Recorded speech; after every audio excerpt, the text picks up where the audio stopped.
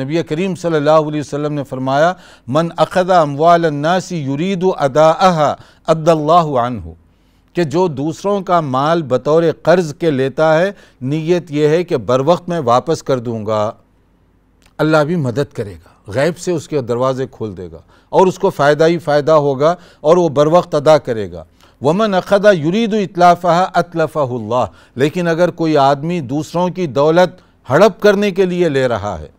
زیادتی کے ساتھ لے رہا ہے یا جھوٹ بول کر لے رہا ہے، تو اللہ تعالیٰ بھی اس کی برکت سے اس کو محروم کر دے گا۔